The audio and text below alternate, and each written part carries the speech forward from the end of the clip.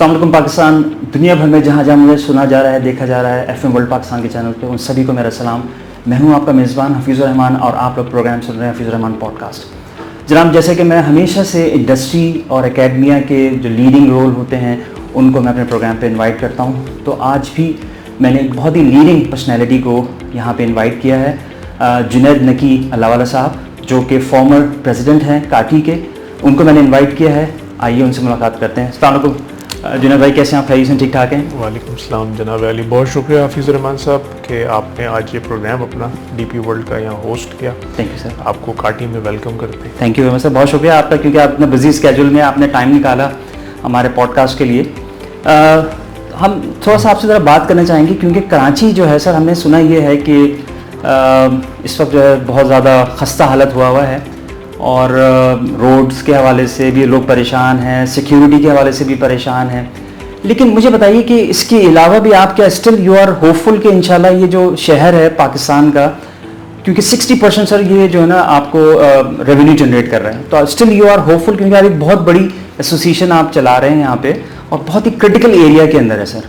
So what would use आपका क्या इसके अंदर राय है सर इसके बारे में? बिस्मिल्लाहिर्रहमानिर्रहीम।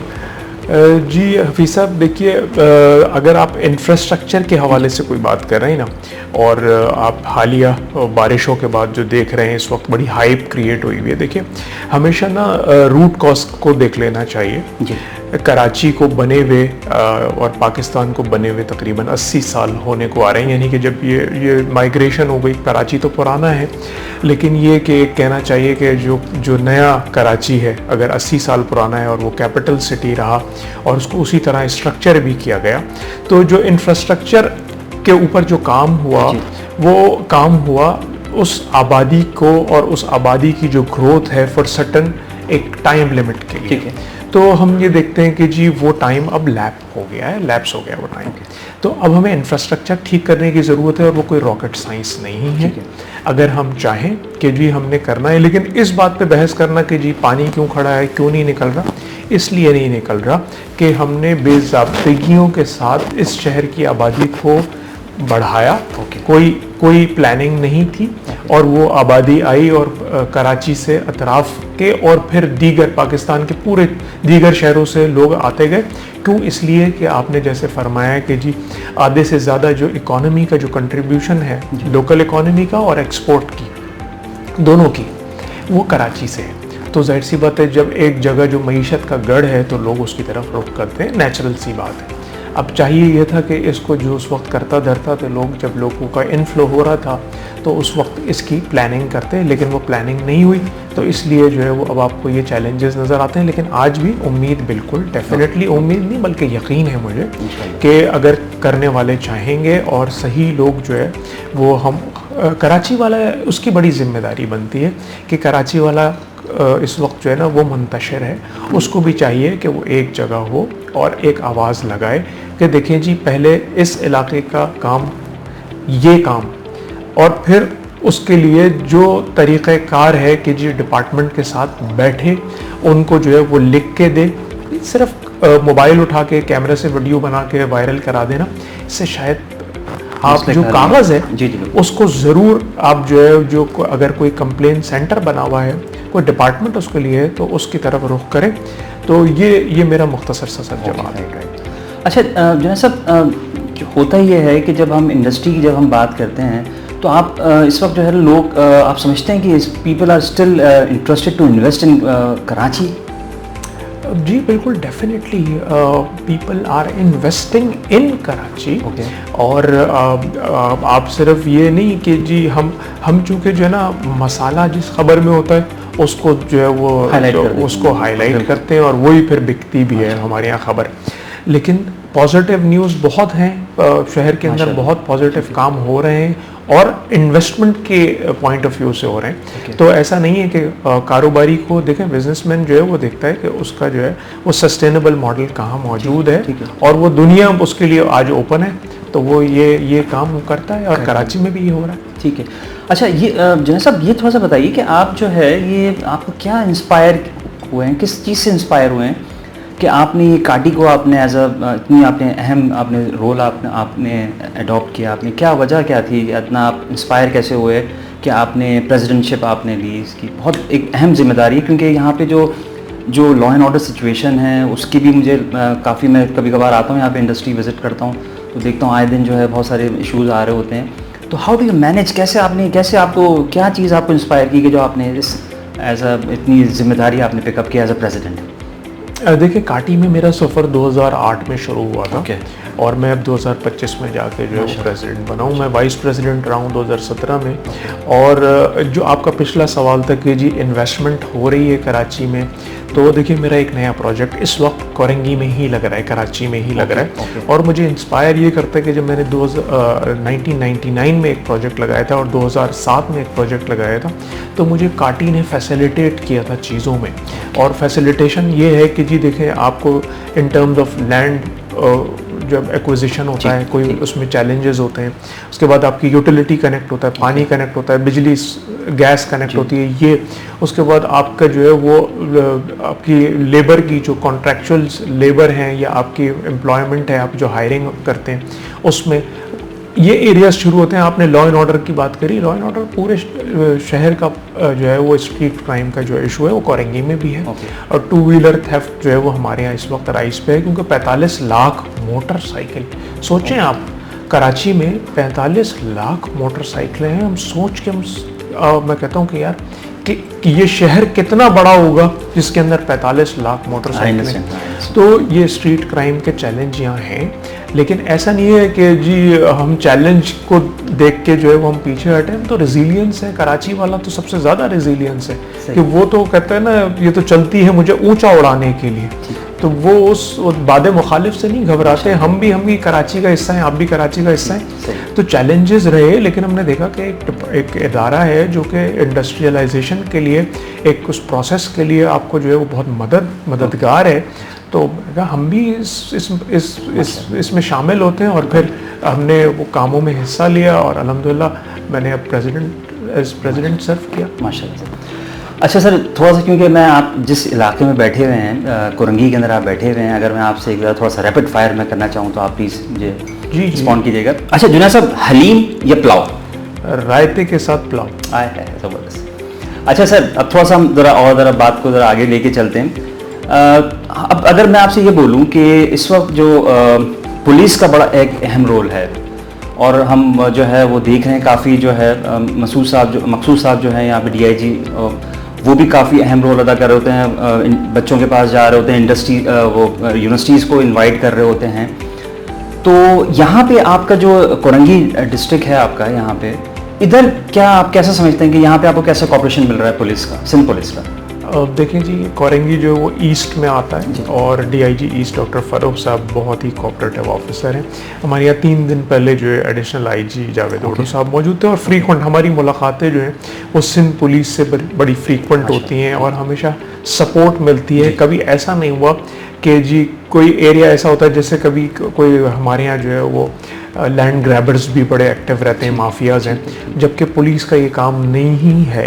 वो ये इदारा उसके लिए मुख्तलिफ है, लेकिन पुलिस हमेशा उनको लगता है कि कोई ऐसी एक्टिविटी हो रही है और काटी ने उसमें सपोर्ट मांगी तो फ़ौरन कुछ ये मैं बात कर रहा हूँ कि जो उनके एरिया नहीं है काम उसमें भी सपोर्ट कर रहे होते हैं आपको, जो काम करने वाला एरिया है। और उसमें डेफिनेटली देखें पुलिस की ना, सिंध पुलिस की शॉर्टकमिंग्स जैसे आप बात करेंगे तो हमें वीकनेसेस नज़र आती हैं। सबसे पहले जो बड़ी वीकनेस नज़र आती है कि कुछ इदारा जो है वो पॉलिटिसाइज है। नंबर 1 हमें चाहिए कि ऐसे इदारे को पॉलिटिसाइज नहीं होना चाहिए, इंडिपेंडेंटली काम करना चाहिए। नंबर 2 ये कि इस वक्त वैसे तो दौर डिजिटाइजेशन का है, हम कहते हैं हमेशा कि जी आप उसको जो है वो डिजिटाइज मॉनिटरिंग जो है वो स्ट्रीट्स की और मेन आर्टरीज की उससे होनी चाहिए। आप कह रहे हैं कि चालान, ठीक है, अल्लाह करे वो जल्दी हो जाए, सेफ सिटी हो जाए, लेकिन आज भी चूंकि वो काम नहीं है तो इनके पास नफरी का बड़ा, हमारे प्रोटोकॉल्स में VVIP मूवमेंट्स में सारी नफरी जो है वो डाइवर्ट हो जाती है और जो असल काम है उसके लिए लोग जो है, जो ह्यूमन रिसोर्स है वो कम हो जाती है। तो उनकी ये जो चैलेंज है ना, इसलिए सिंध पुलिस को मैं कभी ब्लेम नहीं करता। मैं कहता हूँ कि जितनी रिसोर्सेज उनके पास हैं उस हिसाब से बहुत अच्छा परफॉर्म कर रहा है। माशाल्लाह। अब मैं काफ़ी जो है वो हम बेहतरी की तरफ हम देख रहे हैं। इंशाल्लाह हमें उम्मीद है कि सिंध पुलिस अपना काम ऐसे ही अंजाम देती रहेगी। अच्छा सर, थोड़ा अगर मैं इस पे बात करना चाहूँ कि जो आपकी जो कोऑपरेशन है विद द एकेडमी है, बिकॉज अब विदाउट एकेडमिया जो है वो अगर हम उसका लिंकेज देखें इंडस्ट्री का, वो ज़रा इतना ज़्यादा हमें इफेक्टिव नज़र नहीं आता है। तो आप क्या सजेस्ट करना चाहेंगे कि कैसे हम इन दोनों एकेडमिया को इंडस्ट्री को कैसे हम मिलाएं? आपकी नज़र में क्या सजेशंस हैं? देखें हफीज़ साहब, मैं आपको अर्ज़ करूँ कि ये जो साल 2024-25 गुजरा है और हमारा अभी एनुअल इवेंट हुआ 25 सितंबर 2025 को, उसमें भी मैंने ये बात करी कि जी चीफ मिनिस्टर साहब मौजूद थे। मैंने यही अपनी गुजारिशात में बात करी कि देखिए जी, इंफ्रास्ट्रक्चर से मैं इतना परेशान नहीं हूँ। ये रोड पे जो खड्डे हैं, आने जाने के रास्ते हैं, बहुत तकलीफ़ दे हैं, मैं बहुत वक्त करके, लेकिन मुझे जो ज़्यादा जो चीज़ जो है वो वल्नरेबल है और जो मुझे बहुत ज़्यादा तकलीफ़ देती है वो सोच, वो ये है कि जो हमारा ह्यूमन कैपिटल है, जो हमारा ह्यूमन रिसोर्स है, वो किस तरफ इस वक्त पाकिस्तान में 2.5 करोड़ से ज़्यादा ऑन रिकॉर्ड जो बच्चा है वो स्कूल नहीं जा रहा। जो स्कूल जा रहा है उसका क्या हाल है वो आपको पता है। जो बच्चे हम ग्रेजुएशन करके मशीन की तरह उनको निकाल रहे हैं, वो आगे जो है वो इकॉनमी में कैसे, इंडस्ट्री में कैसे पार्टिसिपेट कर रहे हैं, क्या वो आ रहे हैं या नहीं। तो काटी ने इसके ऊपर बड़ा काम किया है इस एजेंडा के ऊपर, और मेरा ख्याल है जो हमारी वैक्सीनिटी में या इवन DHA सोफ़ा भी है उसमें, और इक़रा यूनिवर्सिटी भी है, और जगहों से भी हम NED भी है उसमें, सर सैयद भी है, जो हमारे IOBM, इल्मा, माइट, ये तो सब नाम हमारे पड़ोस में है, नेबरहुड में, इनके साथ तो हम हैं ही क्लोज कनेक्टिविटी। IBA भी हमारा, हम उनके साथ मिलके ये काम करते हैं कि हम एकेडमिया के साथ मिलके ये इन रास्तों का तयन करते हैं कि जी देखें कि इंडस्ट्री की इस वक्त इस वक्त स्टैंडिंग ये है, ये ज़रूरत है, अगले 2 साल में, 5 साल में, 10 साल में आने वाला वक्त इंडस्ट्री के लिए ये होगा। तो उस हिसाब से ही बच्चे को जो है पढ़ना चाहिए। ऐसा ना हो कि हम भी जो है वो, जैसे हमने सेट्स पढ़े थे, वो सेट्स कहाँ हैं आज, वो उस वक्त ऑब्सोलीट हुए थे और हमें उस वक्त पढ़ाए गए। तो सिलेबस में और ख़ास तौर पे प्रैक्टिकल अप्रोच में चीज़ों की वो यूनिवर्सिटी अपनी चीज़ों में फाइन ट्यून करे। साथ साथ जो यूनिवर्सिटी के जो बच्चे हैं जो स्टार्टअप और इंक्यूबेशन में हैं और उनके पास स्मार्ट सोल्यूशन है, उनके साथ कनेक्टिविटी इंडस्ट्री की कराते हैं, और इन आप अपने आगे वाले रास्तों का भी तयन करते हैं। और इस वक्त में जो ज़रूरी है करने का काम एकेडमी के साथ मिलके हमारी अपनी लर्निंग के लिए, अपनी कैपेसिटी बिल्डिंग के लिए इंडस्ट्री की, वो भी करते हैं। ठीक है, ठीक है। जुनैद साहब, बहुत ज़बरदस्त गुफ्तगू रही है आपके साथ, क्योंकि आपका टाइम बहुत कीमती है। मैं चाहूँगा कि हम प्रोग्राम ख़त्म करने से पहले आप अगर कोई एडवाइस देना चाहें पॉलिसी मेकर्स के लिए कि कैसे, किस तरीके से इस तरह के इंडस्ट्रियल जोन को और बेहतर आप देखना चाहेंगे, please over to you sir. देखिए सर, हमारे यहाँ जो इंडस्ट्रियल पॉलिसी है और लॉ मेकिंग है, उसमें बदकिस्मती से एक तो ये कि हम कोई भी चीज़ डिज़ाइन करते हैं उसमें स्टेक होल्डर्स का जो मुशावरत है वो नहीं लेते। हमारे यहाँ से कागज़ों के पलंदों के पलंदे भरमार जो है, हालिया जो बजट आया, हमने पूरा एक फेडरल को जो है वो पूरा मुजल्ला भेजा तफसीली कि जी ये चीज़ें जो है वो FBR को जो है वो अपने आने वाले जो बजट में ये शामिल कर लेनी चाहिए।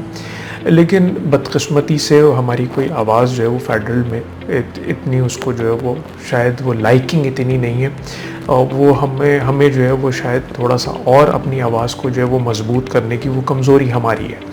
तो जो इंडस्ट्रियल लॉ है, इंडस्ट्रियल पॉलिसी है, एक तो ये कि उनकी कंसिस्टेंसी और सस्टेनेबिलिटी, इंडस्ट्री की सस्टेनेबिलिटी और कंसिस्टेंसी ग्रोथ के हवाले से ये देखते हुए डिज़ाइन करनी चाहिए कि अगर तो हम कहते कि जी हम टेक्सटाइल के हमारा जो सबसे बड़ा जो एक्सपोर्ट का कंट्रीब्यूशन है वो टेक्सटाइल का है, तो टेक्सटाइल में हमारी रॉ मटेरियल की क्या पॉलिसी है। हमारे पास इस वक्त कॉटन जो है वो हम पिछले सालों में भी हमारे यहाँ सैलाब की कैफियत रही, हमें इम्पोर्ट करनी है। तो एक रॉ मटेरियल हम इम्पोर्ट करके उसकी वैल्यू ऐड करके, दुनिया में मिसालें हैं इस तरह की, रॉ मटेरियल के लिए आप बहुत ईज़ लाएँ कि जी जो भी रॉ मटेरियल इम्पोर्ट कर रहा है वो वैल्यू ऐड करके एक्सपोर्ट कर रहा है, चाहे वो टेक्सटाइल हो, चाहे वो फार्मा हो, चाहे वो फूड हो, केमिकल हो, आप उसमें ईज लाएं ताकि जी कोई चीज़ आए, वैल्यू ऐड हो और वापस चली जाए।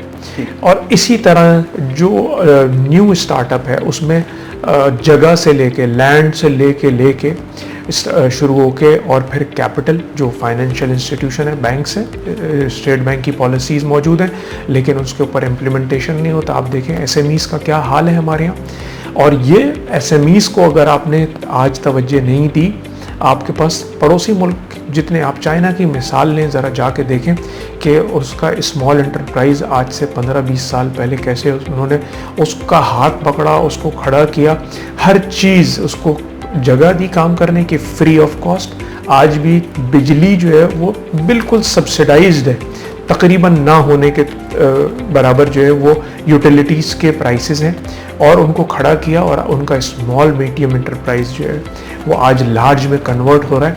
और आप देख रहे हैं दुनिया की टोटल जो प्रोडक्शन है वो मोर देन 40-45% जो दुनिया में मैन्युफैक्चर होती है वो चाइना में होती है, और चाइना का जो साइज़ है दुनिया में वो आप देख लें 1/7 है। तो वो क्या उन्होंने, उनकी हुकूमतों ने ऐसा क्या किया? हमें अच्छी मिसालों को फॉलो करना चाहिए इंडस्ट्री के लिए ख़ास तौर पे, ताकि हमारी मईशत मजबूत हो और इस मुल्क पाकिस्तान को हम जो है वो माशी तौर पे खुशहाल देख सकें। थैंक यू जुनैद साहब, बहुत शुक्रिया आपके कीमती वक्त का। मैं उम्मीद करता हूँ कि मेरे नाजरीन को, मेरे सामीन को ये पॉडकास्ट बहुत पसंद आएगा, और आपको पसंद आए तो प्लीज़ को लाइक करें, शेयर करें, और इसके साथ ही मुझे इजाज़त दीजिए। इंशाल्लाह नेक्स्ट गेस्ट के साथ फिर हाजिर होगा। उस वक्त तक के लिए इजाज़त। पाकिस्तान जिंदाबाद।